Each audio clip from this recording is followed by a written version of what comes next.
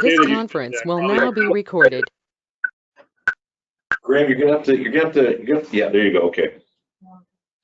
All right, everybody, I'd like to call this meeting to order. It's about 6:32 on Tuesday, October 20th. I'd like to acknowledge that we are on Treaty 1 land and the traditional homeland of the Métis people. Attending the meeting virtually are Councillors Axworthy, Councillor Kumka, and Councillor Randall, Hello. who is frozen, but he's with us. Okay. And around the table, We have Councillor Bartmanovich. Freeman Morrow, CAO. and Penny McMorris Reed. All right, so gentlemen, moving on to adoption of the agenda. Be it resolved, the agenda be adopted as presented. Any additions? Could we talk about the new palliative emergency care program that was launched yesterday in the Interlake and Eastern Regional Health Authority? One other Paramedic, policy.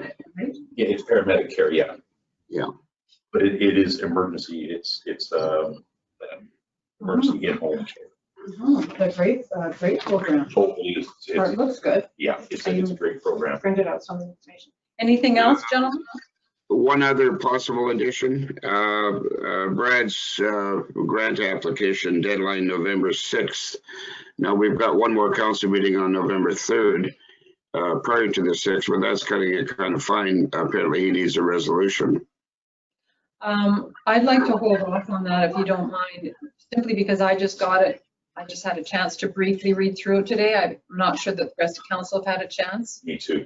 And we do have another meeting on The 3rd. the 3rd of November. Yeah. So we can tweak it between now and then and pass a resolution and get it in by the deadline. Okay. Agreed. So if you're all right with that, we'll leave that for now. Yep. Okay, thank you. Anything else? All right. Oh, guess what? I need a mover. So move. Sorry, thank you, Mike. And a seconder. Steve, I noticed you had your hand up. Thank you. All right. Any further discussion? All those in favor? Aye. Thank you, Graham. Thanks, everybody. Moving on to the minutes. Be resolved that the minutes of the October 6, 2020 regular council meeting be adopted as presented and as circulated to all of council. May I have a mover? Thank you, Steve. And a seconder? I will. Erwin beat you. Thank Yeah. you. He's so quick. Yeah, any discussion on the October 6th meeting minutes? No. Yes, I noted one thing. Okay. In the items discussed at the bottom of the minutes, the statement was made that renters would require a fire permit. I checked my own fire permit and I see nothing to confirm that statement. And I think we need some clarity on that issue. It seems to me that the location's fire pit or fireplace, if it's approved, it should be approved for the owner and anyone else on that location that would be using the fire pit, subject to the rules as laid out as a condition of the fire permit. All right, so we did discuss renters requiring their own permits, and I believe our permit says it's non-transferable. So if you put your name on it, it's your permit, it's not my permit. So I guess we need more clarity. I checked my own permit. There's no mention about transferability. I think, if we decide that an individual renter needs a permit, that's going to kind of plug up the fire people's ability to do inspections on already approved units. Seems Well, rather. the units, sorry, Irma, the units are already inspected in most cases. It's just a matter of someone else actually being responsible for the permit. And in talking with Brad, for instance, there's one person who rents their cottage who provides the fire department with a list of each renter, and they get each renter to fill out their own fire pit permit. and then Brad signs them, sends them back, and so each renter does have their own permit. So it can be done, it is done by some people, but not all. And I think if anything, it's to make people aware of the dangers and the safety issues. Steve? I would certainly agree with that. You know, I think it's Pretty sure, I may be off base here, but I'm pretty sure that it's in the bylaw that it's non-transferable, because I remember having that discussion in depth when we were going over the updated permit. I mean, I have the permit on my computer, so I mean, I can just update it for next year. Yeah. I think it's important that the renters be made aware of the rules and regulations. As to the minutes, Mike's got a point of order. Yeah, point of order. It clearly says that this was only an item that was discussed. Right. No resolution was passed or entertained. It's just a notation. Good conversation, but I would suggest that since we have a delegation, let's move on. All right. Any further discussion on the minutes? All those in favor? Graham? Aye. Carried. Thank you very much. Thanks, Mike, for moving us along. Up next, Mr. Kraus, you are on. If you want to, you are unmuted. Are we going to see your face, or are you going to stay hidden? Well, I'd be glad to show my face. Up to you. How do I go about that? Share my webcam. I see. Very good. Hello. Nice to meet you. All right. Nice to have you. What a striking background there, too. Probably one of their own paintings. Isn't that beautiful? Very nice. So long as you're asking, I can tell you the painting is one that was made by my neighbor on McCord Drive, a professional artist by the name of Mitch Fenton. And he works and teaches in Toronto, but he summers for at least a month every year at his cottage on McCord Drive. So we collected a number of his pieces because we can have a good piece of the cottage at home here in the city. Yeah, but thank you for admiring it. Very nice. All right, Mike, the floor is yours. Thank you for sending council your package in advance. That's much appreciated. Great. I will refer to the document. I'm sorry that if I talk about maps and photographs that viewers of the recording of this meeting won't be able to see those, but understood that I will stay close to the presentation that you have in hand. And thank you for the opportunity to make this presentation and request. My name is Michael Kraus. My wife Maureen and I have been cottage owners in the municipality for 20 years. Together with Ron Ritzema of Gibson Drive, we've been volunteering as the cross-country ski groomers. Maureen and I have been members of the municipality's trail committee since the day the committee was started. Using utility-style snowmobiles, we operate a professionally designed groomer that creates smooth, even, and safe tracks for classic and freestyle cross-country skiing. For the past several years, we groomed every winter weekend when there was enough snow to merit doing so. We groomed the golf course in accordance with a memorandum of understanding between us and council. Council Resolution 2017/43 also gives us permission to groom trails. Last year, we maintained and groomed a 5K loop on the trails, starting at the community center parking lot near the Toboggan Hill. We've received from skiers in our community almost universal approval and thanks for our volunteer efforts of maintaining and grooming the trails. Interest in skiing the trails and the golf course has been growing by word of mouth. This year, we hope to get lots of snow because families are looking for COVID-safe outdoor activities. We anticipate that our contribution of providing quality groomed trails for skiing will be in greater demand than ever before. So referring to the map, you'll see our ski loop demarcated by the green line. That ski loop includes all of the Forever Green Trail, Sam McMorris Lane, the hydro right-of-way of the east side of 8th Avenue,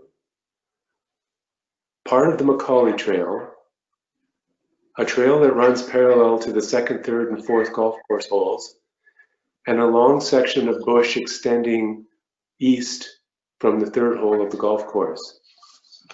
This 5K loop was established last year to avoid trails commonly used by snowmobiles. Snowmobiles mess up the tracks made by our groomer. Our ski loop currently shares with snowmobiles a long section of the Macaulay Trail, and this section is too heavily used by snowmobiles and others to optimally maintain that section for skiing. So as not to feel like they're taking away from the skiers, snowmobiles also want us to not groom trails that they prefer to use. Therefore, we request expanding the ski loop by adding another old trail that is located west of the Macaulay Trail. Its current location is the black line on your map. This old trail is one that isn't frequently used and hasn't been brushed or maintained for a long time. We call this old trail the Oak Savannah Trail. Combined with the McCourt Trail, another trail infrequently used in the winter, the Oak Savannah Trail connects the ski loop from the pump house to the 5th hole of the golf course. Our proposed addition will exclude the Macaulay Trail from the ski loop and thereby complete our efforts to establish a trail that to the greatest extent possible avoids trail use conflicts. So we invite any councillors who haven't already done so to explore the Oak Savannah Trail, and I would be pleased to be your guide. When you walk this trail, you'll see the following features and advantages. Most importantly, the majority of the Oak Savannah Trail is in a forest of ancient bur oak trees. It's a uniquely beautiful part of Victoria Beach, and one that users of the trail will appreciate seeing. If they've never seen it before, it's surprisingly beautiful. Unique too. Only light brushing is necessary to open it up for use as a ski trail. For our purposes, brushing would be limited to trimming the understory below the oak trees, the understory growth comprised of twigs, whips, and light brush. With the exception of a few dead trees currently lying on the ground across the trail, no trees need to be removed to maintain this trail and prepare for skiing. That's like no trees need to be cut down to maintain this trail and to prepare for skiing. All of the brushing required will be performed by volunteers with hand tools and a trimmer equipped with a brushing blade. We welcome parameters directed by council for maintaining the brush we cut. Skipping ahead in the presentation, I'll just say that ordinarily we would be directing this request to the municipality's Trails Committee. However, this committee has not met since June 2019. Rather than wait for the committee to reconvene sometime in the future, and because we would like to proceed with the work to prepare the requested addition for use this winter, we're bringing this request to council today. We're a small group of energetic volunteers experienced in trail maintenance and development, but we need at least 3 weekends to make the proposed addition ready for this winter. As soon as council provides approval to add the Oak Savannah Trail to the existing ski loop, we will start the work to ensure the skiers in our community will have an optimal, dedicated ski loop in a year when safe, family-oriented outdoor activities are in the highest demand. Thank you. Thanks, Michael. Does council have any questions for Mike? No. I was able to go for a walk with Michael on Saturday, and I mean everything's exactly as he advertises. There is an old trail there. I mean, why it's there? We sort of suspect maybe it's for the school for the school when it used to be there. But there is a trail there. There wouldn't be any trees that would have to be cut for that path. There was. Let's see. This is essentially what it looks like. So we would be able to go through with minimal minimal damage to any of the forest. Pretty much it's exactly as you said, just light brushing. And my only concern, as I brought up, was just that this would we would just have to ensure that this is a winterized trail. It's absolutely true. We haven't met the Trails Committee for a while, and the reason was because of, well, issues that happened in the past. But when things were productive, we were talking about doing a winterized map. But of course, because of situations, we weren't able to get around to that. So this would be sort of the final stretch of it, and would negate all, at least I believe, all issues with anybody using the trails in the wintertime. So that includes snowmobilers. So snowmobilers would still be able to have all of their standard paths that they've been using, but there wouldn't be any interference with the cross-country skiers. So I think that this is a fantastic proposal with, as I said, no damage to the area.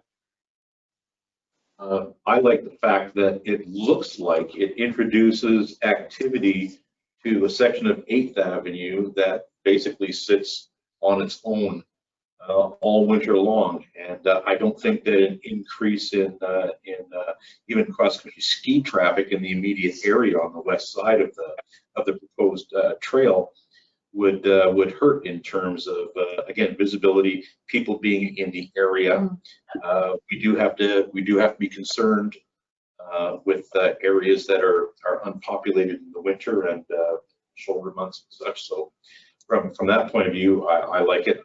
Unfortunately, I wasn't able to walk the trail. I was hoping to do it yesterday, and I just ran out of time. But I'll look forward to giving it a walk. Whether, Michael, I take you up on your kind offer, or I get a chance during the week to do it myself. I'm sure my dog would certainly enjoy the walk. I'm there on week. Graham here. Hello, Michael. I'm Graham. Apparently my video is frozen due to a technical glitch out here in the wilderness, so I call it. I'm very much in favor of your proposal. Just a quick question on the semantics associated with page number 5. We welcome parameters directed by council for managing the brush we cut. What sort of directive are you seeking? Are you asking us what should you do with it, or are we going to deal with it? What's your intent there? Our intent is twofold. We're often motivated by aesthetics and then common sense when it comes to managing the trails.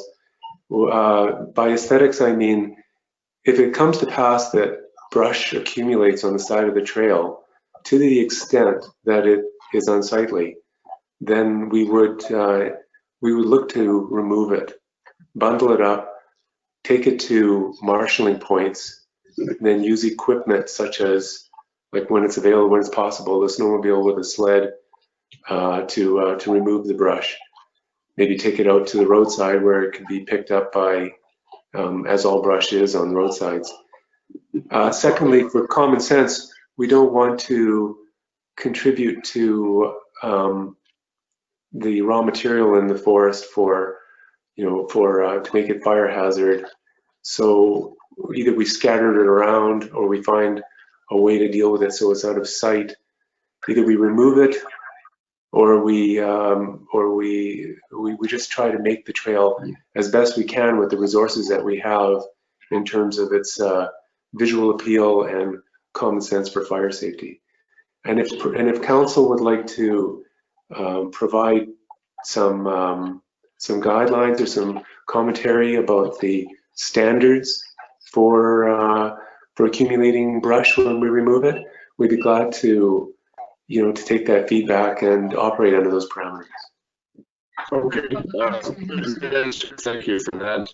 And I'm glad you mentioned fire hazard as one of the criteria in addition to this.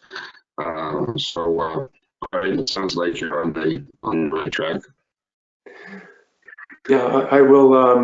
I'll add that there's no logging involved, and the amount of material that we're handling is really is twigs, brush, and sticks. However, if there are trees that are down in the path of the old trail, we'll simply lift them away, cut them, and lift them away, so that they're either out of sight or bordering the trail. We don't want to see wood accumulate more than what already exists, but we're only here in this instance talking about material that's already half decayed, lying on the ground in a state of pretty, near full decomposition. I mean, having said that though, with the windstorms that we've had, new fallen material or windfall is a very frequent occurrence on all parts of the island, and it seems, it's something that we take care of on the trails as we maintain them.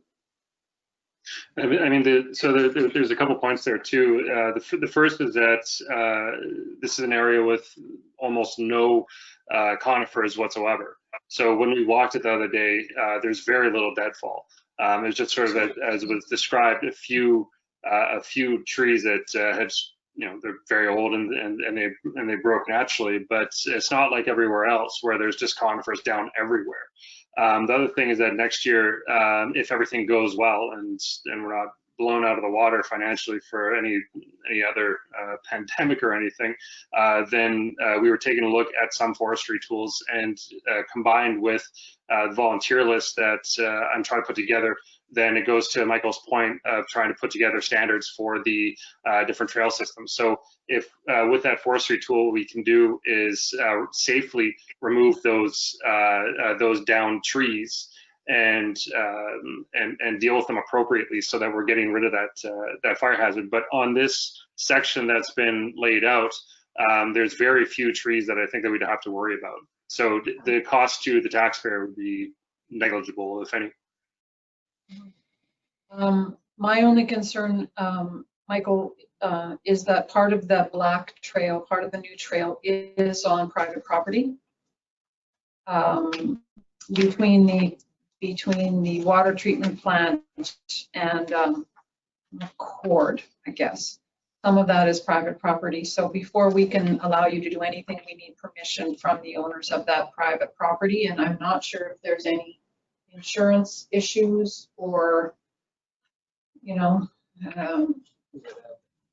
would add them as additional insurance, I suppose. But first and foremost, we need their permission to go onto their land. Just on the west side? It's on the north side. Oh, on the north. Oh. It's up here. Okay. There's a strip here that is privately owned by four people in a group.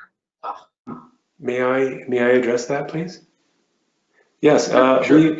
yes, we understand that part of the trail, a length that goes, according to the map, it goes up from the McCord Trail up into the oak forest. It's that straight line at the furthest north point. Now, that line may very well be on the edge or on private land. And so we have three options for managing this. The reason why we drew the black line where we drew it is because this is the existing trail. So as we walked it, that line that may be on private land is a trail on private land. And we were hoping to incorporate it because of the amount of work and the mitigation of any further development of trail. All we're doing here is maintaining and brushing existing trail in our proposal. But we may need to approach this with three different options. One is, and what was started here, we came to council and looking for your approval with this and going ahead with this. Now we need to go to the private landowners, and it's three people. I know them. They're my neighbors. I'm on McCord. Our cottage is on McCord. And I can now approach, if we receive council approval, I can go to these three people and ask them if we may have winter use of that existing trail on their land, if indeed it is on their land. So, and if they don't offer it, or if we don't get it in time for this winter, then a second option is simply to cut off that northern bump, that northern square, and simply go from that straight line straight to the pump house, or to the second cottage in the pump house. And by doing that, we are following the natural occurrence of the oak trees. In other words, we're on grass with light brush running straight up to the 8th Avenue hydro line, where the oak trees, where the line of oak trees exists. So we're following the natural line of the oak savanna, albeit we would be brushing a new trail or a new leg of the trail. So that is a second option, and reasonable, because it still would maintain that we would not cut a tree, and we would not do anything more than light brushing to establish winter use in a shortened version of the black line. A third option, one that may be more work than we can handle this fall, but you never know, it depends on the amount of snowfall that we get in November, is to the line of the trail that's in question, the portion of the trail that may be on private land, simply move it south, cut it new where it's not on private land anymore. So we have those three options, and of course the path of least resistance is to go get the permission from the three owners, and pending council approval, we would go seek that right away, and then proceed. Failing that, we'll talk to you about the other two options. Is it up to council or the administration or to the trails group to seek that permission? Yeah. Yeah, I think it's up to Raymond to contact them, Michael. Oh, very good.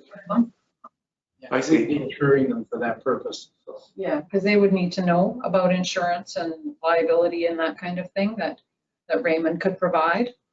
All right. And if this was for winter use only, we would probably also have to contemplate some kind of barrier to this trail. Well, why would it be for winter use only? If that's, well, Michael suggested that that's the crux of the agreement that we enter into with the property owners. That would be for winter use only. So actually, I'm kind of thinking option number one might not even be tenable. See what they say. All we can do is ask. But Right. as long as we're ready to block both entrance and egress to this trail in spring, summer, and fall, because maybe the property owners wouldn't be quite as amenable to people walking through there the other 3 seasons of the year. See? There are a couple of stretches of the cross-country ski trail right now, which are supposed to be for winter use exclusively. They're not on the main map, and that was done specifically because we were going to have 2 maps, and that's not something that I'm not sure if everybody here remembers, but we had discussed before. Before the incident that we're not going to discuss right now. But before all that happens, we had said that there was going to be a winter and a summer usage area for the trail system. The issue here is the fact that part of the trail may go through private land. Mm. So but my concern is, can we get, what would we as a municipality have to do to safeguard the private property that is permitted use for winter use, but not for spring, summer, and fall? Would the municipality then be on the hook for somehow blockading this trail from hikers? They have different examples around provincial parks that they have a very similar thing where certain sections are only for winter use. And usually they'll have 2, if you want to call them barricades, but just basically 2 pieces of sign right at the entrance and the exit, saying so. And so they're spread out a little bit. And I mean, if people use them, they use them at their own risk. But they're very clearly signed off saying that this is not to be used during the summer. And so, yeah, that would come down to the municipality. But I mean, it's no more than just getting somebody from Public Works to go out and put in a sign real quick. So are there any more questions for Michael? Is there any issues that jump out at council, or can we ask for a vote on whether we support this project, and then Raymond can take the next step and contact the property owners? Sure. Yeah, I think that's a reasonable way to proceed here. And that way Michael will know, hopefully within the next few days, what his answer is from the property owners, and then we can go to step 2 or step 3 if necessary. Yeah. So I have a resolution in front of me. Be it resolved that the arm of Victoria Beach Council authorize the volunteer cross-country ski groomers, M. Kraus et al., to extend the existing ski loop to include the old trail west of the Macaulay Trail. Said expansion is subject to approval of private landowners if applicable. Yep. That's Do we have to add to it that failing securing of permission of an alternate leg of the trail would then be contemplated on municipal property or something like that? Let's just do this once. Why don't we just wait until that happens? Pardon? Let's wait and see. Perhaps the landowners will approve and we could just move forward. It's conditional on. Yeah, All right. Okay. keep it simple for now. Let's move on. Let's Oh, let Mike yeah, move on. Yeah, we gotta go back to the drawing board if they don't agree anyway. So the resolution, the way it stands right now, sounds okay to me. All right. May I have a mover for that resolution, please? Just before, Steve? Okay. just before, Michael, when you do talk to the property owners, you will apprise them of the fact that they're. Oh, I'm sorry. Oh, okay. Then when Raymond speaks to the property owners, he will apprise them of the fact that there's a potential that their property could be walked on and the other during the other 3 seasons of the year. That's my only concern, because I just don't want a kerfuffle to come out of this. Yeah. Okay. All right. Otherwise, I'm cool. All right. So may I have a mover for this resolution? Michael, thank you. Steve, you want to second that one? Yeah. All right. Any further discussion on this resolution? Nope. May I have all those in favor? Show of hands. You can't see my hands, so I'll say aye. Great, thank you. Passed unanimously, Michael. So Raymond will get in touch with the property owners, and let's hope we can make this next loop happen. And thank you for taking me on a tour and for all your efforts on the trail system. I know it is appreciated by many people. Now I'm feeling really left out. Well, you gotta go. Thank you. It was nice meeting you. Thanks very much for your time. Hey, Michael, thanks again. Thank you, Michael.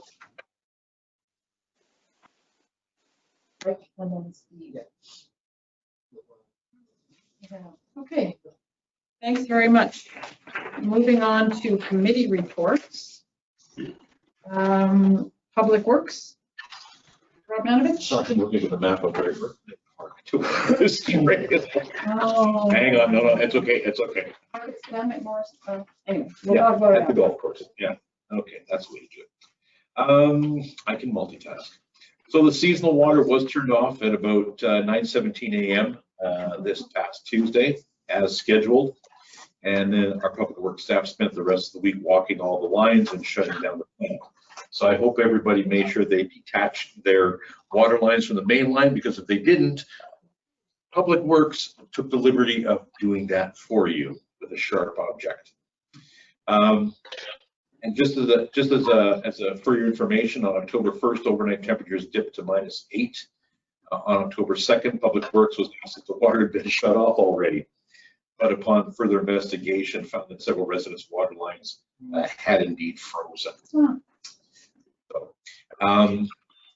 a note to all residents that the brush clearing has now begun, and brush can no longer be put on the road allowance, especially if your road has already been cleared. Don't put brush on the road allowance after your area has been cleared, please. Can you do the same thing you did in the spring? Put that. That is my plan. Today was just not the day for it.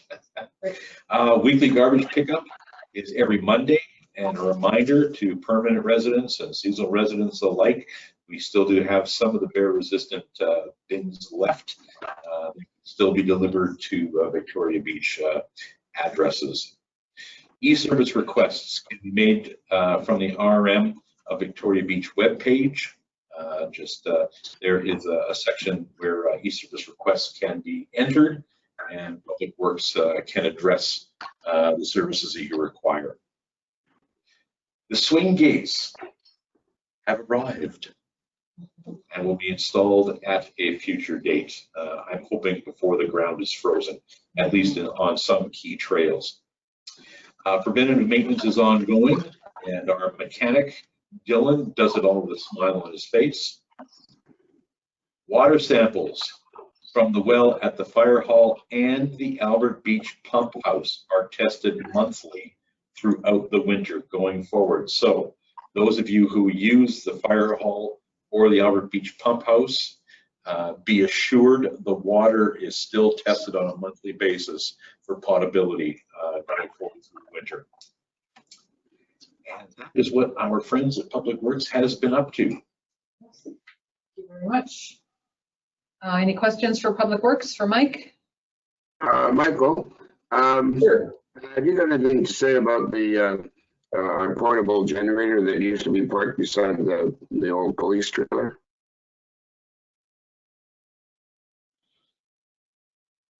For the fire hall, Graham? For the fire hall?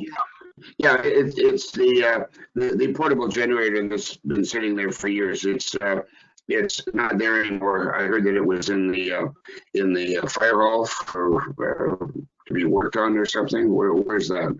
The electrical is being done in the fire hall to accommodate that generator. Yeah. Okay, so work is being done to hook that generator up. There's a holdup with Manitoba Hydro because apparently the electrical code is being somewhat altered.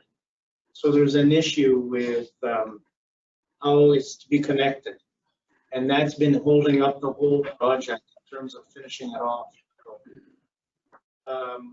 I've passed that on to the engineers to see if something can be resolved to get this project done. Because the contractors are, they're waiting. They're idle. Yeah, they're right. They can't do anything until Hydro authorizes the work to be completed. They want Right. or what? And that is being addressed, although we have no idea how long it might take. I have no idea because it's been ongoing for a long time already that they've been waiting for Hydro to authorize the work to be completed. I guess they got to do the Hydro. Inspection. Yeah, Hydro Yeah. shuts it off and whatever their end of the involvement is. So until they come to an understanding or an agreement, then they're sitting in abeyance waiting. We're assured that the ball is in Hydro's court, maybe Hydro. I'm just wondering if maybe some kind of follow-up conversation is required to make sure that each party doesn't think the ball is in the other party's court. I've passed the information on to Stantec, they're the engineers involved. Mhm. So I'll make a point of contacting the electrical engineer to see what's been accomplished or where we're at with it. Okay. This is not getting us anywhere. No, absolutely, and we need this resolved as quickly as Yeah, possible. yeah. Okay. It may involve purchasing What? another purchase. What doesn't? Thanks, Raymond. Okay. All right, moving on to finance. Councillor Kumka. Please take mute. There you go. It's always a pleasure to report on finances because they continue to be very stable and steadily improving over the last 3 years. The reserves are very stable, as I mentioned, and now stand at $774,389. Our accounts receivable and miscellaneous assets for the end of September stood at $542,592, down a bit, a decrease of $39,000 the previous year. That indicates that we're actually collecting our receivables, which is good. Our cash balance is standing at $900,103, up $54,933 over last year. Our operating surplus to date is down a little bit at 521,000. Again, that can be a variation in when items get paid. Combining reserves, cash, and receivables, we are at $2,217,084, up $187,492 over last year. Tangible capital assets at the end of September stood at $2,586,772, representing an increase of $444,357 over the last 2 years. We have been steadily replacing equipment, and our finances are still in order. I just want to show you this chart. Can you see that? Again, you can see on this side, that represents the current year and the previous 2 years, and you'll see that almost all of the bars. Pardon me? You got to pull it back from the camera. There you go. There we go. Perfect. Right there. Okay. This line over here, and I'm dyslexic, represents the current year and compared to the previous 2 years. And you'll notice that all of the bars are higher or slightly higher than the previous 2 years. Again, I offer my congratulations to our administration who manages the assets, revenues, and expenses extremely well. Well done. Thank you. Good work, Erwin, and I like the 3-year version of your report, the new improved. It helps to put it in context. Yes. On any, on a month-by-month basis, you'll see some variations, but I think you have to look over the longer term to see the proper trends being developed. Only Erwin can make finances sound like poetry. Oh. And art. And art. Well, poetry is an art. That is true. Yeah. Okay. Okay, thanks very much, Erwin. Protective Services, Steve, do you want to do fire? Yep. So there were a total of 9 calls out this month. 7 of the calls were in the RM of Alexander. One of the calls was for water rescue. This was some young people that got stranded in the lagoon area between Hillside and Victoria Beach. Everyone was returned to shore safely. There was one motor vehicle accident that involved 2 people and 1 vehicle. There was an area. There was an area safe and attended to the injured passengers until the ambulance arrived. And the fire department handed the patient over to the Pine Falls ambulance and the accident site over to the RCMP. There were 2 calls for residential fire alarms sounding that both ended up being false alarms. They also attended hydro line calls. Some of fires, some were also in danger of sparking fires or to houses. And they were able to get in and turn off all the hydro and monitor the situation. There are also multiple hydro calls related to the RM of Victoria Beach. This was caused by the windstorm that blew through the area.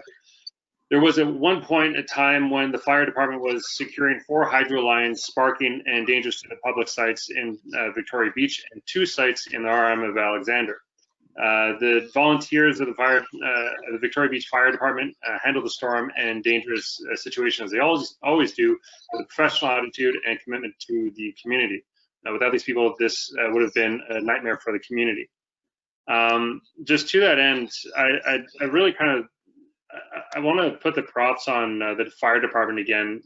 When you take a look at the incident report that they wrote up, and also walking through that storm that we went through, I mean, we really could have been in a nightmare scenario multiple times, but the fire department acted so quick and was able to get onto all of the dangerous scenes that I just want to say that they are honestly the reason why our RM is still standing. And that's not just for that one fire. It's year over year we have either a major storm or a major incident. And the only reason why all of our cabins are still standing is because they're able to get on scene and put it out as quickly as possible. And I think that they do one of the best damn jobs in the province for any fire department. And if you've ever seen them in action, it's a beautiful thing to watch. They just walk right in there and they just put the thing out. So I really do want to say that I'd like to commend all of them from the top straight down to the bottom, because they really are fantastic. And we're very lucky to have them. And one last thing too is I want to send out that same message to the police department, because they were all through that storm, ensuring that everybody was safe and away from those lines and helping out as best they can. And there's a fantastic relationship between the two departments. So I just want to say that. Well done. We all agree. Thanks. Absolutely. Thanks Good for very you, much. Steve. Thank you. Are you able to comment on the current status of our first responders group? Sorry, I didn't hear that. Can you comment, or perhaps Raymond can you comment on the status of our first responders group? Mike's gonna give some First, commentary. there was an incident in September, an unfortunate incident in Victoria Beach that caused me to ask that same question. Right now, first responders, their directive is to stand down. They do not have the appropriate PPE to safely respond to emergency calls. That is the hard and fast rule right now. It's unfortunate, but that's where we're at. Yeah, Mike, all can right. you comment as to why they do not have the proper protective equipment? I'm not in a position to comment on that. When the decision was made and the request to stand down was made, I think it was because there was an extreme shortage of the proper protective equipment. Where it is now, Erwin, I'm really not sure, but that would be a good follow-up question, maybe for Steve to broach with Brad. I think one of the things we have to remember is that our firefighters and our first responders are volunteers, and they all have other jobs. So for one of them to not have the equipment required for whatever reason, and to come into contact with COVID would not only shut down our firefighters and our first responders, but it would also impact their personal business and their livelihoods as well. So it's not like they're professional paramedics and professional firefighters where that is their job. So that we have to be mindful of that as well. Yes, understood. It's regrettable, but it was unavoidable. The point was this needed to be shared with our residents so that they know. I just want to put out there that this is failure on the part of the fire department at all. There is a global shortage of PPE, and it's one thing for us all to be wearing masks, which we absolutely should all be doing, but wearing masks that are not N95 masks. That's one thing. When you're going into somebody else's home, which nobody should be doing right now, and you don't have the proper PPE on, then you may be exposed to the virus. And whereas we can have a safe distance between us and somebody else, just in our own lives. The first responders don't have that luxury. They have to have active contact with somebody else who may or may not have COVID. So it's you're putting, as Penny pointed out, volunteers at risk. And with the shortages of all the medical supplies that they should be wearing, it's simply not feasible, or I would say ethical, to have them going in if there is such a shortage and they don't have those supplies. Mm. But getting the correct supplies is not a quick fix by any means, from what we understand. No, there are other circumstances. Yes, Erwin, and you've had your hand up very patiently. It's okay. It's very important that we protect our first responders, but I would like to have our administration inquire as to the availability of the appropriate equipment and try and define what the cost might be if it is in fact available. And if it is available, let's see if we can find the necessary financial resources to properly equip our first responders. The question still becomes, as Penny pointed out, these are volunteers. These folks, this is not their first job. They don't get workers' comp if they fall ill, and they stand a chance of a serious detriment to their businesses, to their livelihoods, I mean, this is a decision that was made consciously, not just for provision of PPE, but also in the interests of the responders themselves being in volunteer positions. And you're not talking about a regular call either. If you've seen, like I have a couple of friends who are ambulance operators, and when they go to a call, it's not that you put the person onto a stretcher and you pull them out. It's a question of ensuring that everything around them is sanitized, and it's not just simply what you're wearing.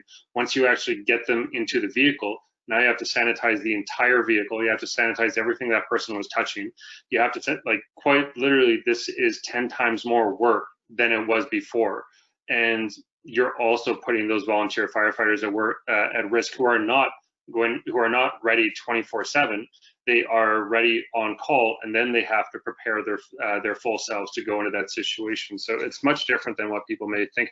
But also, all residents still have access to ambulances. It's not that there's no ambulance service to Victoria Beach. There absolutely is an ambulance service. It's just that to get the firefighters and the police directly involved in a first responder situation is not feasible at this moment. Anything else, everyone?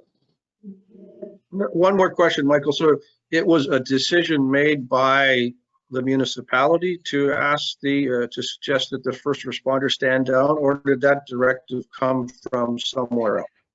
I thought the directive had come from the province early on, but I looked. I can't find any documentation that says that. So I'm going to have to say that the decision was probably made in the municipality. I certainly recognize that this COVID situation is very serious, and I certainly respect Steve's position with respect to protecting our first responders. And if it's not feasible for them to operate in a safe manner, then the logical thing to do is to have them stand down. Thank you very much. Mike, would you like to review the police report? Seems like just the natural thing to do, doesn't it? It does. The complement of constables is now into the shoulder season number. That is Gary and Ann will be our full-time constables, well, chief and constable, throughout the fall, winter, and spring.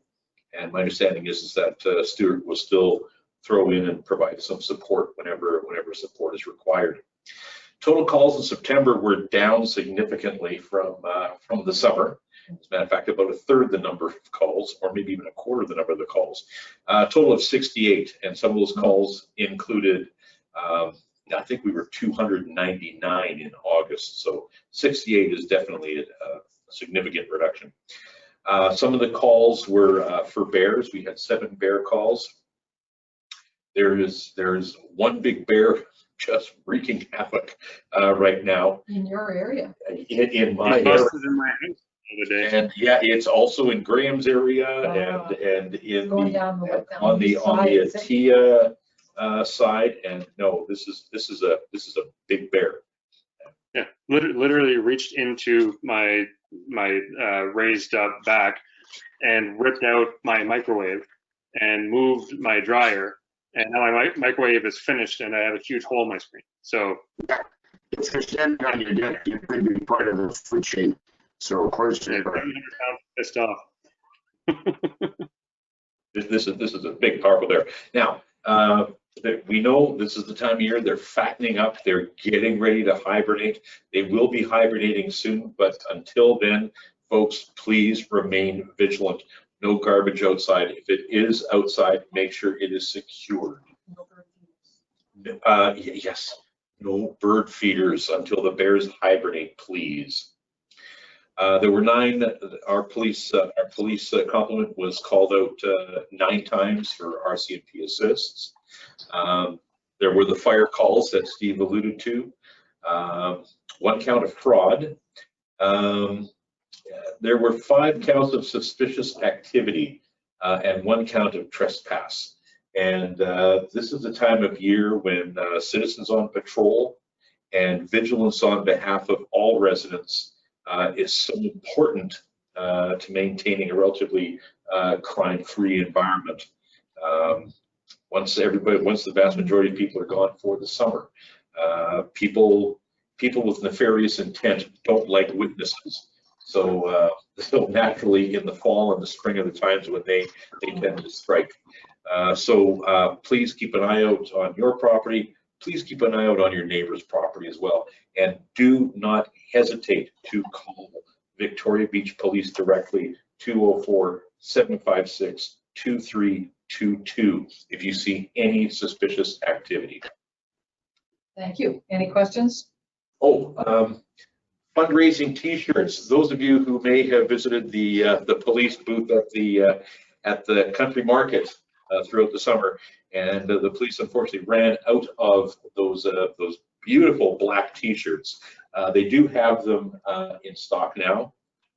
Use the same number to contact the police, or if you see one, flag them down and say, "I want a T-shirt," and they're $20. And they still have their. They still have the Yeti thermos mugs and water bottles. Yeah. Nice Christmas gift. And proceeds go to charities in the area. Okay. Any questions for Mike on police? No, thank you, Mike. Thanks very much. No report on special events, so back to Mike on the golf course. I hear you met with Carl yesterday. How'd you know? Oh, I haven't.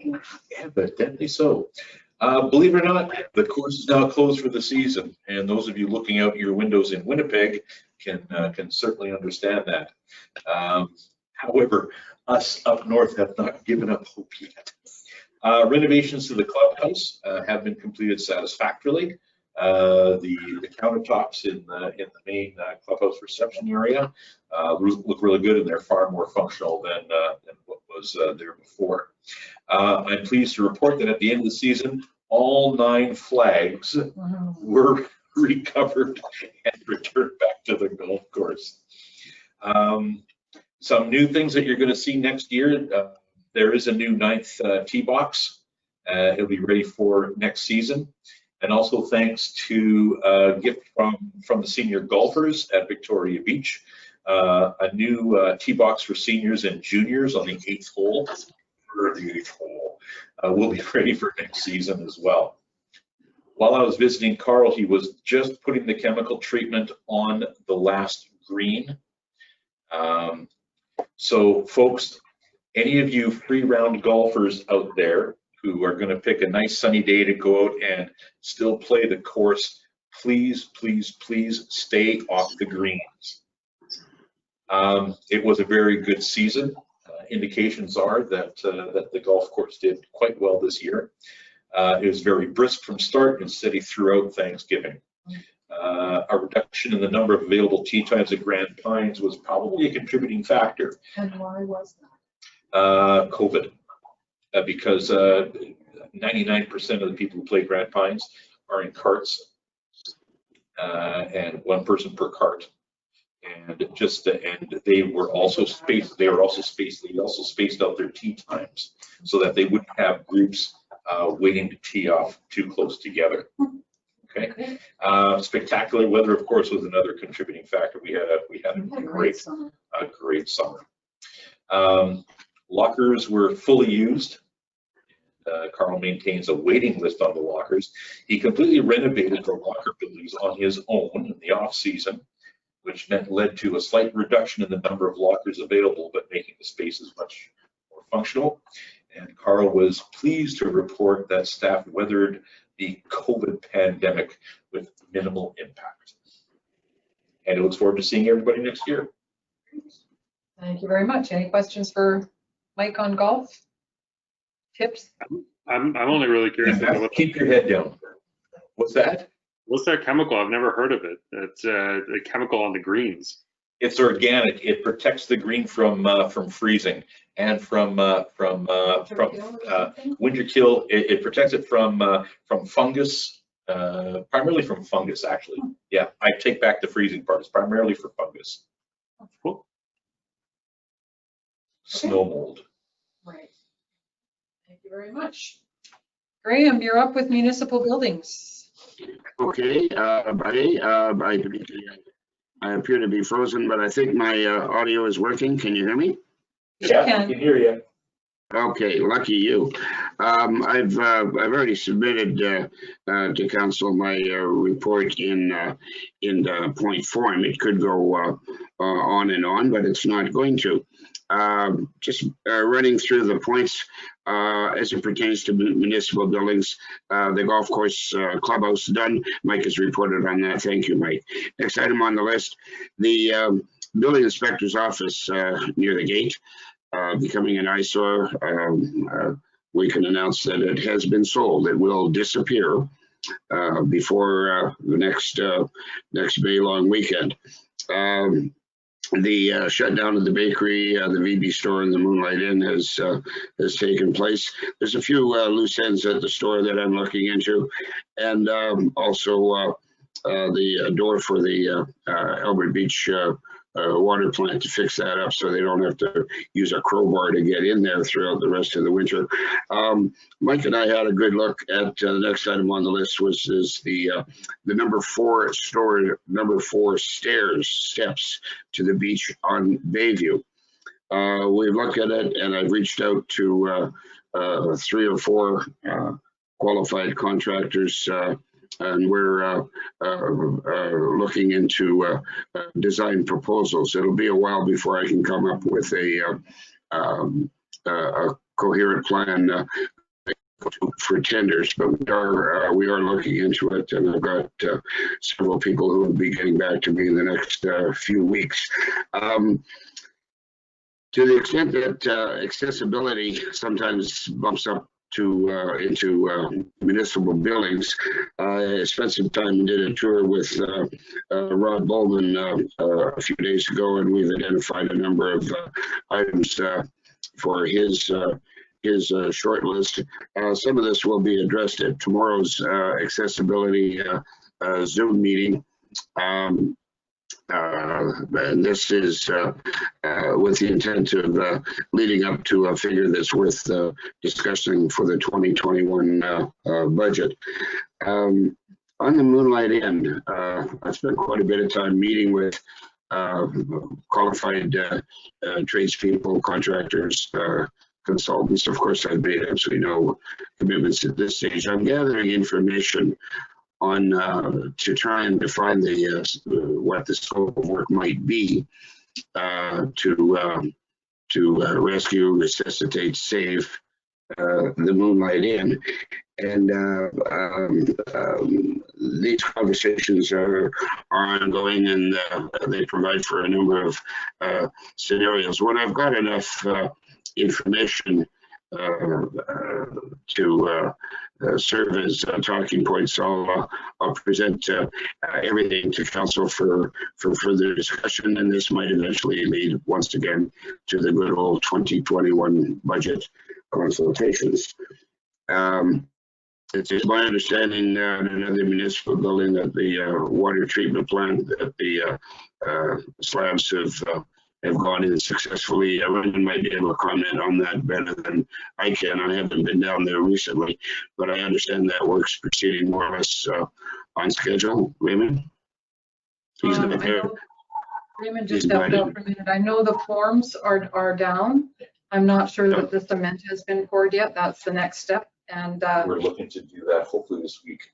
It's got to be done. Yeah, I got some information on that, and it's a qualified local guy who'll be doing the pouring. So that confirms that that's in the works or will be happening soon. So that In brief, subject to further information that I'll bring forward, is my municipal buildings report for this month. Thanks, Graham. Any questions for Graham? I know it keeps you busy. It's amazing how many little things come up, little and big. Well, everybody wants to know what are we going to do with the Moonlight Inn. Well, it's a little premature for council to discuss that yet before any of it can be shared. Right. Okay. No further questions for Graham? All right, we'll move on to the doctor. Councillor Kamka. As I had reported a couple of meetings back, I was in discussion with Manitoba Health, asking for some guidance with respect to what changes might be necessitated to our doctor's office, the reception area, the waiting room, etc. They asked me to wait until November 1st. Obviously, with COVID, they're running hard on other problems.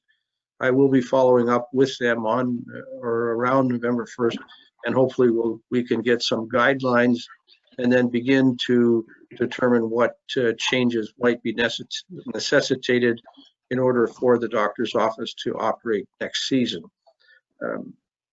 Hopefully we'll have that guidance from Manitoba Health soon. Thank you. Mike. If it's any indication, and if it helps at all, or when you get ready to hire someone to stand at the front door, I went to see my doctor this afternoon, and before you can even get into the office area, you are given the questions. You go through the COVID protocol.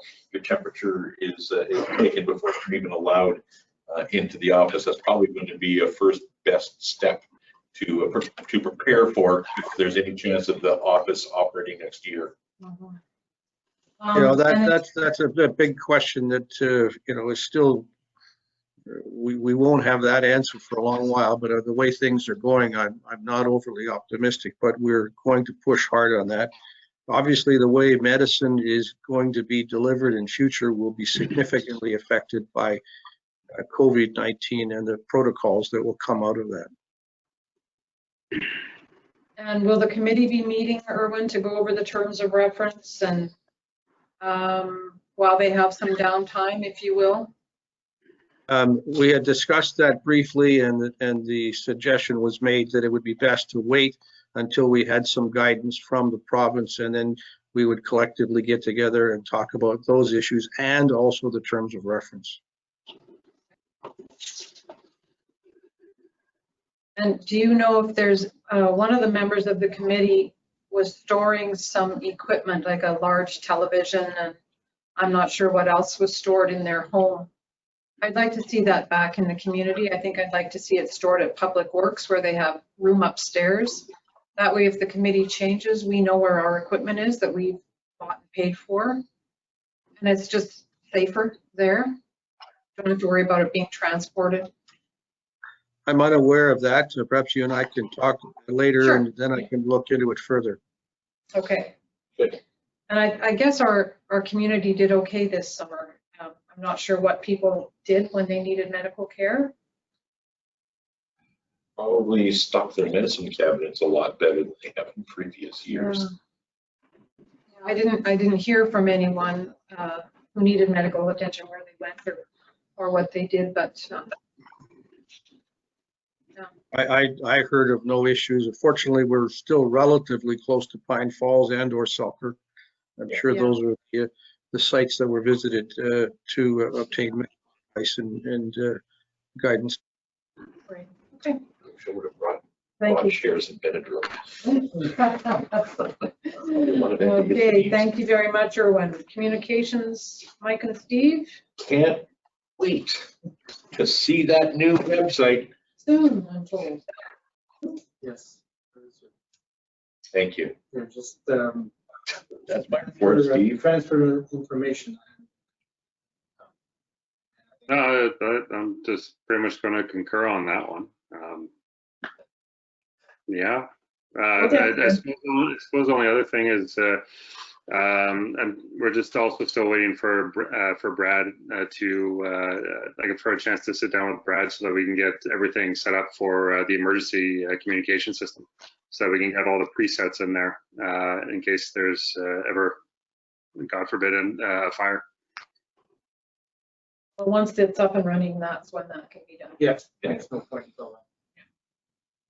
All right. Any other questions on that? Information gate is closed for the season. I do not have a report. Building inspector, Councillor Randall. Yes. With building inspector, as you know, we rely on the monthly reports from Curtis. His report to us for the month of September talks about a number of permits issued: 2 for main dwelling, 3 for additions, 2 for bunkhouse, 1 foundation, 1 deck, 1 carport, 1 demolition. The value of permits, $739,000. It's been higher than usual throughout this whole year. The good news is the permit fees collected are $9,079.20. And thank you, Chris, for your input. Great. Any questions? Thanks very much, Graham. Accessibility, I can advise that, as Graham mentioned earlier, there's a Zoom meeting with the committee happening tomorrow night, and the list of action items which Graham has been discussing with Rod and touring with Rod. A very long list of action items. It is a long list, so we need to prioritize that list and see what Thank you, Rod. Yeah. See what we can put in the 2021 budget. Yeah, prioritization is next. He knows that. We don't have to tell him. Yeah. So, coming up next, Heritage. We're going to be meeting within the next few weeks to discuss the volunteer awards that are going to be announced next year. And that's pretty much most of what I had with Heritage. There is one thing which it applies to Heritage, but I think that we need to have a discussion about, which is something that I've been noticing, is that there's more and more lighting happening, exterior lighting happening around RM. And the other day when I was driving at night, there were about 4 or 5 houses all on one street that had spotlights outside. So I think that relating to Heritage, we need to start asking, having a pretty deep conversation and asking ourselves, our Heritage is a nice dark community at night, and do we really want to be going the way of development and putting floodlights outside all over the place? Again, it's not directly related to the committee, but just related to Heritage. I think that we need to start having that conversation. Well, I think too, though, more and more people are moving down to the beach, and if you want to light your cottage up or your home, as long as it's not impacting your neighbor and they aren't complaining, I don't know that it's something that we should be focusing too much on. As a It's pretty active. Yeah. But as always, response to complaints is one remedy. Mm-hmm. Yeah. Okay. Thank you, Steve. What about trails? I guess we've sort of had that discussion. Yeah. We already had that conversation, and I've had a couple of volunteers for the general reports. Essentially, what we're looking for is people to volunteer for to go out and do condition reports on the trails. So then that way we can start coordinating everybody rather than just people who want to volunteer on the trails and go out and do what they think would be good. We can actually sit down and have a proper process whereby here are the conditions that we expect, and then send that off to Public Works. So we're looking for more people to volunteer on there because it really would help, especially when there's again a large storm that goes through and we have all the trees down. We can go in and properly address that rather than having people go in and do what they feel. Okay. Okay, thank you very much.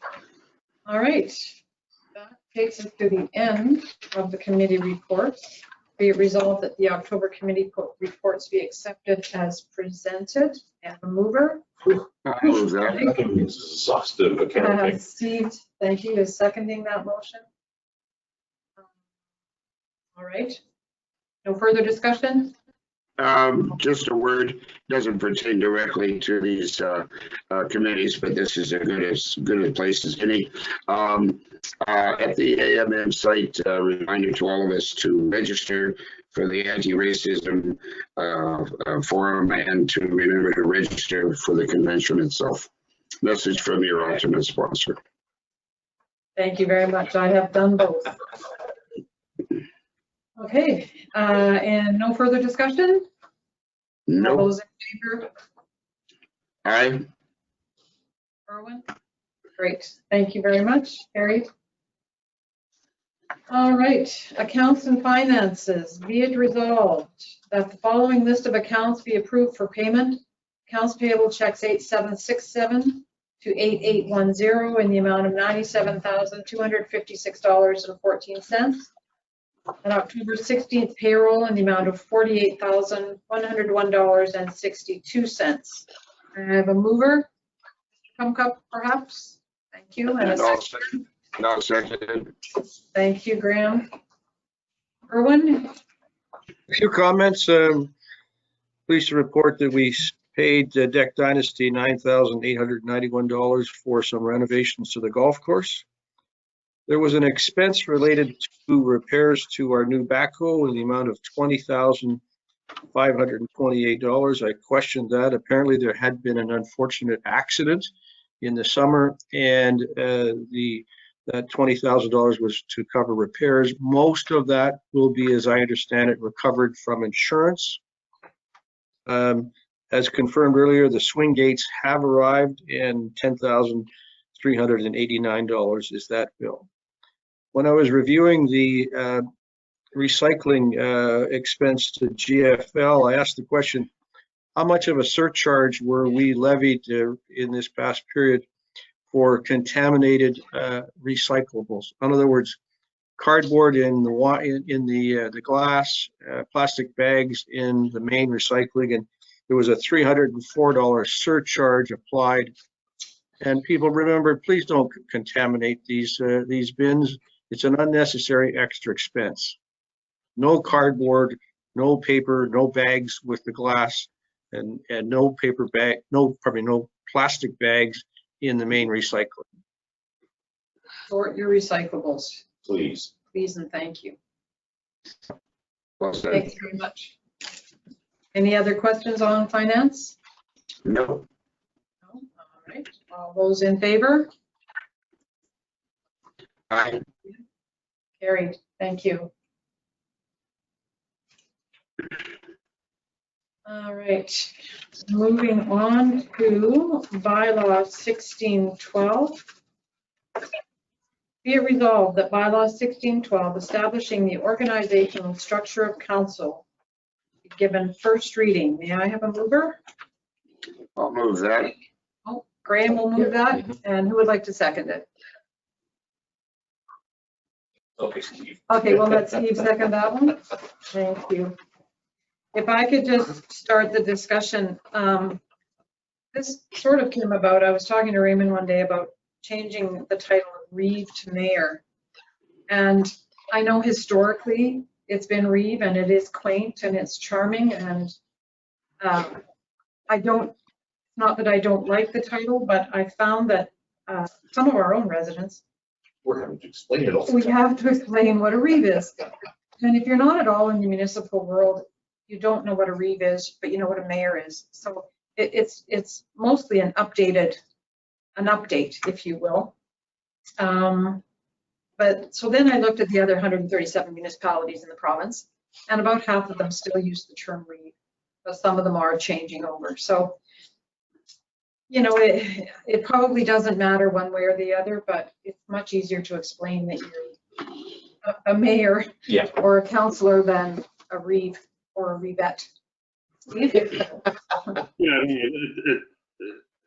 mean, I was never going to bring this up, but you brought it up. So at the beginning of the term, I was actually looking at getting a necklace, because I figured that, well, you know, the head of the government should have that because it's standard. And then I'm not going to say who, but it was an official higher up than a municipal councillor, said to me, "Well, why would you do that? Because you have a reef." That's a mayor's response. That's a mayor's tool. So you had somebody from, I'm not going to say which government, but it was higher than yours, feel that the title is not as official as a mayor. So I would be fully in favor of that, because I think that if you have a head of a government, then they need the same respect. I mean, I know our community is quirky and tiny, but yes, Yeah. Graham? If you want a show of hands, seeing as how you can't see my hand, I think it's a good idea. I think it's a trend that's going to continue. There's no reason for us to be last. I'm happy reporting to a mayor. It's not going to change anything, but the name. We don't have to kiss the ring or anything. No. Okay. No. All We right. could get you a scepter. Pardon? We could get you a scepter. I have a little hammer here. So Called a gavel. gavel. Gavel. Gavel. Yeah. Steve. Moving on. Quit while you're ahead. Yeah, I'll quit while I'm ahead. Some of the wording has been deleted to ensure that council, in my view, keeps its nose in and its fingers out of the day-to-day operations. Yep. So we went through the whole bylaw and we updated it, and it went back to council before first reading, and Mike had some comments. I had some comments. I think I had a few comments. Yeah. Who? Brad? Graham. Yeah, me. Oh, you. The guy who you can't see. Yeah. Oh, the guy. Well, we can see you. Yeah, Just, we just see you as you were a minute ago. yeah. Oh, there you are. You're current again. And I think it's time to put some updates on some of the committees, the committee structures. The doctors committee is one that I'd like to see updated. Public, no. Yeah. So it was just time to review that bylaw. We are supposed to review it once in our term, which we have done. It doesn't hurt to review it again when we're making these changes, obviously. And if we're going to change our committees around, who sits on the committees, we can do that in the new year, which is what the bylaw means. Yeah. Give us some time to think about it and talk amongst ourselves about that. I agree. I'm happy with the wording. The one thing that I tossed out in an email, I don't know whether you want to deal with it now. I think that when you get to municipal buildings, to more clearly stipulate whether endless sets of stairs are part of the municipal portfolio. I'm assuming they are, but clarification might be helpful for future generations. Yeah. Okay. Okay, that's it. Okay. Any further discussion on 1612? Will the Nope. reconfirm right now that she is not in favor of this just to get Steve's free new jewelry? Well, Steve, I know you're not free. he thought about the jewelry, but I didn't see him come through on the jewelry. I thought that maybe there was validity in it. I didn't know. I thought it was ridiculous, but then I retract my question now. Thank you. We digress. All right. So no further discussion on bylaw 1612 first reading. Nope. Let's get it out there. All right. May I call the question? All those in favor? I'll say aye. Thank you. Carried. Yes, we did. Thank goodness. See, we had so much discussion we forgot. Thank you. Moving on to the group health plan. Be it resolved, the arm of Victoria Beach Council authorized withdrawal of the municipality's participation in the AMM Blue Cross Group Health Plan effective December 31st, 2020. Further be it resolved that the municipality enroll in the Group Strength Benefits Direct Inc. Group Health Plan effective January 1st, 2021. I have a mover. Steve, thank you. Second. We can discuss it. Mike, thank you. I'm going to defer, if I may, to Raymond to explain why this change has come about, or requested change, if you don't mind. We were contacted by a representative of Group Strength Direct Benefits, inquiring if we had an interest in considering their program. They're a fairly new provider of insurance to municipalities, so they don't have very many in Manitoba. They did reference one that we contacted, and the comments were very positive. Basically, there, as council has been provided the comparison of their program versus Blue Cross. The benefits are the same, with a slight increase in benefits in terms of the that Blue Cross doesn't presently offer. The rates would be basically the same, whether it's a family rate or a single rate. Erwin did ask the question about rebates, and the last couple of years, the AMM Blue Cross program has provided a rebate in the neighborhood of $300 for the family plan. So in that context, Blue Cross would be cheaper or similar if you pull out the massage therapy, which is a value of $350 if you use it to the max benefit during the year. So that's kind of where it stands. It's really a council decision. Council makes the decision as to what group health coverage we provide to our employees.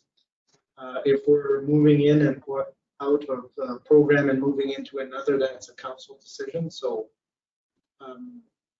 you've been provided all the information that I have, and I guess now it's up to you people to decide if you want to go with it. How many employees would this impact? Off the top of my head, I can't give you an exact number. It's all our full-time, pretty much all our full-time people. Sometimes they're not in because their spouse has coverage. It's mandatory if you're an employee and you're full-time, other than the exception where your spouse has coverage. 2 council members. So it might be a dozen people overall. And have the employees been given the information? The employees were given the information. The employees, the majority of the employees are in favor of switching. The one thing that I would say is to go back to Erwin's question about the rebate. They may not have thought about the rebate when they were making the decision. That I don't know for sure, because the rebate issued a check. So I don't know if that would change their opinion. But the rebates haven't been coming. They've been coming the last couple of years, but I don't recall. I don't know about before. And I don't know if it's for, is there going to be one in 2020? I don't know. Yeah. All right, discussion? This conference will now be recorded. Okay. All right, Erwin, I'm really sorry. You might have to start from the beginning. Please unmute. There we go. So just to reiterate, I'm concerned that moving away from the Association of Manitoba Municipality plan would not be in the long term beneficial for our employees. As I mentioned earlier, extended health benefits are really not true insurance. They are rather a way to prepay and budget for expenses that are incurred by the group. If the loss experience, the claims experience on group benefits goes up, then in the long term premiums will go up. The current proposal shows no premium savings over what is being provided by Blue Cross. Manitoba Blue Cross is a not-for-profit company based in Manitoba and have an excellent reputation for providing group benefits. The new provider is based in Surrey, BC, and I just don't like the idea of our premium dollars going out of province. One of the things that really concerns me is in their rate quotation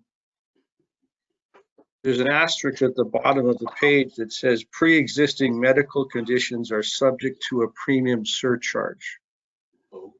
I'd like to see the fine print on that, but in simple terms, what pre-existing conditions mean is if you have a pre-existing health condition which requires you to use drugs, medical drugs, then I'd be concerned that if I have a medical condition that may affect my rates because I'm, on a prescription benefit. That troubles me a great deal, because if there's one thing that I hate about health insurance is pre-existing conditions. Lastly, I think, again, we've seen how beneficial it has been to be part of the Association of Manitoba Municipalities in terms of their lobbying efforts, in terms of their general insurance program, which is outstanding. And I think it would be imprudent for us to leave the benefits of the large group that AMM has been able to assemble. Insurance companies like two things. They like large amounts of premium coming down in nice individual packages. Big premium flow allows them to pay claims. And secondly, they like to see a spread of risk. The Association of Manitoba Municipalities have collected most of the municipalities under this program. We have a large group. It generates a significant amount of premiums, and there's an excellent spread of risk. The premium rebate that we have received last year is indicative of how the program is working. I'd hate to see us moving away. I don't know how our group of 13 employees would be, would we be put into some sort of pool that exists for small businesses? Because 13 employees is a very small number of people to insure on a group basis. On the other hand, with AMM already in a big pool. The analogy that I've used in my career was when you step into a rowboat, one side goes down and one side goes up. When you step onto an aircraft carrier, nothing happens. There's just inherent stability in the long term of being part of a large group. So I would strongly encourage council to consider staying put, keeping the money in Manitoba, supporting Manitoba Blue Cross, who are an excellent provider. Okay. If there's anyone whose opinion I'm going to take on the subject of insurance, it's going to be Irwin's. And Irwin, your arguments are incredibly compelling. Thank you. Yeah. If I could say a few words, I'm opposed to this resolution. I just don't see any good reason to change. And the fact that a number of our permanent employees, the fact that this is compulsory for them puts the onus on us to make sure that we make the best decision in their interests. They may not have had all the information when they decided to go along with the change. Quite frankly, I'm a little bit at a loss as to why we're even discussing making a change in the first place. To an outfit that nobody I know has ever heard of.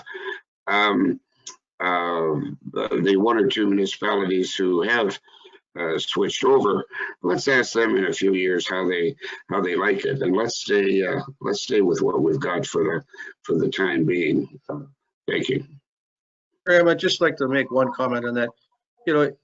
I applaud our administration for their due diligence in looking into alternatives. It's not a bad idea to get a second opinion, but I think the current plan we've got has stood up to the test of we know what we got. Let's keep what we got. And yet some of the employees, the majority of the employees would like to see a change. So how does council make this decision and not take the employees' wishes into consideration as well? Well, I think we're more concerned about the employees' well-being. If the employees had the benefit of Irwin's advice, I doubt very much that they would have opted for a change. They're intelligent people. Steve? Thanks, Graham. Yeah, so I'm not like, the employees are extremely intelligent people, and we've seen that. And it's not to belittle what they think is right, but the bottom line is that Irwin is an expert in the insurance field.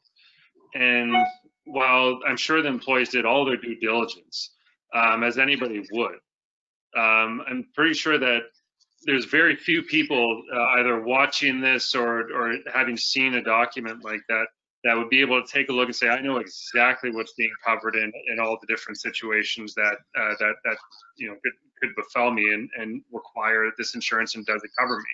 Irwin's one of those people who just simply knows through and through the risks associated, because it's his field. And I'd also like to point out that it has nothing to do with his business, because it's not, or former business or what have you, it's not associated to this decision. So there's no conflict of interest or anything. It's simply that he has that background knowledge, he's worked in the field, and he knows what he's talking about. So while the employees may have done all their due diligence, we have a certified expert here in this field who, as far as I'm concerned, is the person who I'll be following in on this decision, because as much as I could look through that document, I'm sure that I probably miss 1,000 things that he's already caught. So I'm going to stand with Irwin on this one. And I just echo what Steve has said. So I think we're ready to call it to vote, and everyone should know that by doing this, we believe we are acting in not only the best interests of the RM, but the best interests of our employees. Mm-hmm. Okay, absolutely, that's important. I'd also just like to point out that I'm not on the insurance, the municipal insurance. So for me, I just want to go with the person who knows what they're talking about. As a suggestion going forward, if the decision is made to stay with the Blue Cross plan, they have people that I'm sure would be more than willing to come and meet with the employees and provide an opportunity for questions to be answered and to explain some of the variations that I'm concerned about. Okay, and notwithstanding our various remarks, I want to thank and compliment Raymond for considering alternatives wherever these issues are concerned. So thank you for that. All right. I'm siding more with the employees on this. While I agree they may not have had Irwin's expertise to help them out, you know, they're looking at things that are important to them, and that is something we also have to consider. You know, we could do this for a year and then switch back. I don't know if that's something that we want to consider. No, thanks. I also do hear what Irwin has to say, and I do know the AMM has provided some pretty good packages over the years and continues to do so. But it's always good to check out someone else. Yes, agreed. So are we ready for a vote? I believe I must call the question if there's no further discussion. All those in favor, I better reread the resolution, because it seems to me that it, you resolve the RM of Victoria Beach Council authorized withdrawal of the municipality's participation in the AMM Blue Cross Group Health Plan effective December 31st, 2020. Further be resolved, the municipality enroll in Group Strength Benefits Directing Group Health Plan effective January 1st, 2021. So I will call the question. All those in favor of moving to Group Strength Benefits Direct? I have to put my hand up for that one. That's fine. And all those not in favor? You mean opposed? Opposed. Thank you. I couldn't think of the word. I'm opposed. All right, that resolution is defeated. Thank you for a great discussion.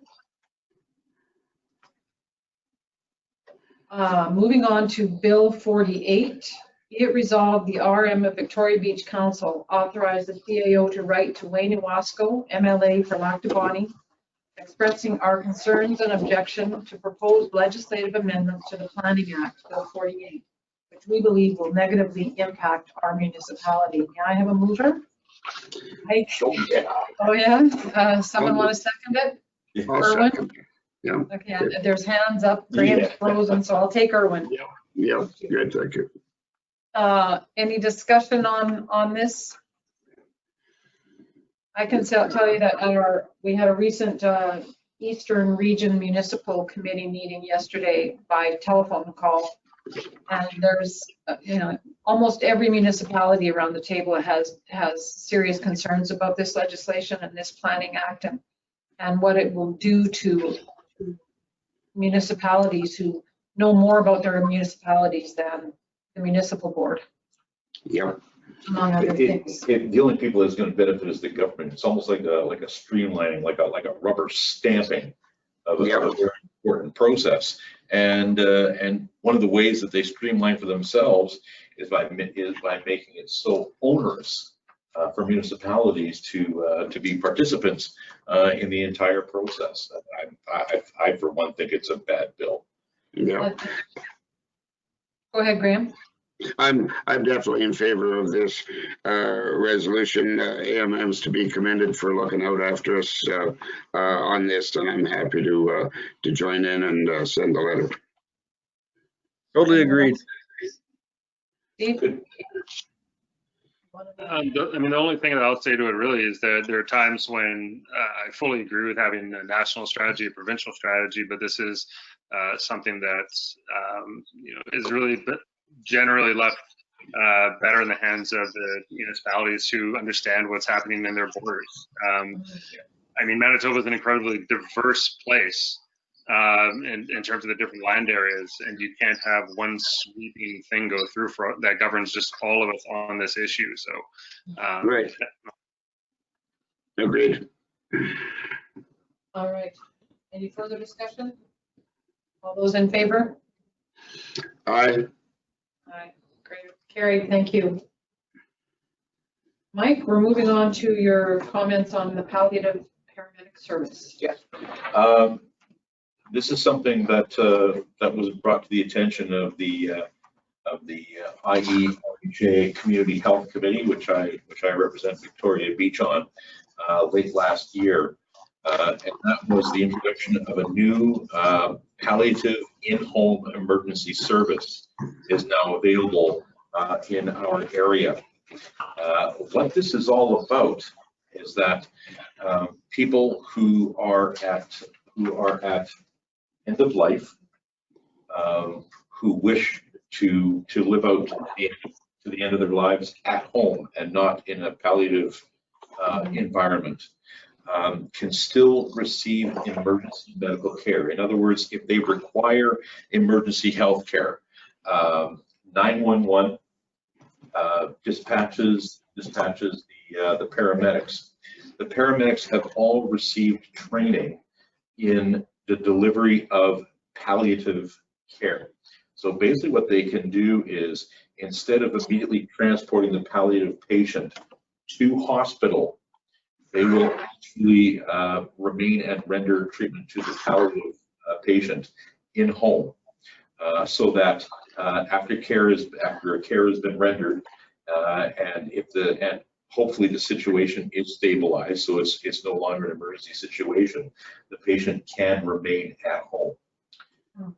Some people are concerned that this is actually going to tie up our ambulance drivers. Actually, it's the exact opposite. The cost in time of responding to an emergency call for a palliative patient and then transporting the palliative patient to a hospital, in most cases it's going to be Selkirk. Well, they have been taken completely out of their area now, and there's a whole admission and triaging process that happens in the hospitals before they can actually get back in their ambulances and bring it back to the area. This means that the paramedics stay in the area and they are in a far better position to respond to another emergency. That's one benefit. Benefit number two, palliative patients who choose end of life at home can remain at home with dignity.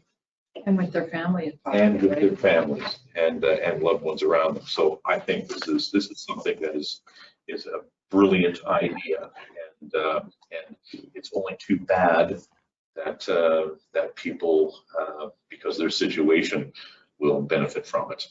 And when will it come into effect, or is it in effect? It's in effect as of yesterday. Yeah. A wonderful initiative. There is information. There is an information package. What I'm probably going to do is I will put together something and ask it to be put on the RM webpage, and I'll also put something up on the Facebook page as well. Links, perhaps. Links that provide people with all the information that they need. So if you yourself, or if you have a palliative loved one living at home, and they have made this decision to remain at home, this is a program that you really want to get enrolled in. Yep. That's great. I think it would also be beneficial to see whether or not the social scene in the community center might be able to reach out to their members, because there's a lot of residents in our areas that don't have access to the internet and would be quite interested in these programs. Excellent point. We have to do what we can to make sure that our residents are aware of this new initiative, not just now, but for the future. Yeah. And I hear Mr. Van Daneker is retiring. Mr. Van Daneker has retired. He has retired. In speaking with him at the last committee meeting, I believe the 17th was his last day. I walked up and I wished him congratulations, and I looked at him in the eye and I said, Ron, yesterday you and me were playing hockey as kids. Now you're talking. And now I'm congratulating him on his retirement. Where did it go? So we shared a laugh on that, and then away we went. And I know the IRHA is advertising a flu clinic. There's one at the social scene on November 2nd from 12 till 6 or something like that, or there's a specific time. Phone and make an appointment. I have tried repeatedly, daily, several times a day, and I'm still having trouble getting through. So keep trying, be patient. There's lots of people calling. What about correspondence, gentlemen? Thank you for that, Mike, by the way. What about correspondence, Mike? Correspondence. Wabanong Beach Cottage Owners Association, my apologies. I did receive the information package from you from your last meeting, and I haven't forgotten about you, and I will be responding to your correspondence. So thank you very much for your patience. Is this in regards to the garbage issue in Washington? Yes, this is in regards to the garbage issue in Washington. Yeah. Thanks for taking that up, Mike. I'm glad you have that information. Yeah. Anyone else, Steve? Yeah, I mean, the same thing happened this year as what happens every year, which is that I had a whole bunch of residents asking me via text, phone call. Somebody came by my house and also sending me an email, which is the water going to stay on? And why doesn't the municipality ever leave the water on? I just wanted to explain real quick, because I used to be one of those people. As Mike already alluded to, sometimes the temperature plummets unexpectedly. And if we were to leave the water on past what we do, the amount of damage that could do to the RF system, extensive to say the very least.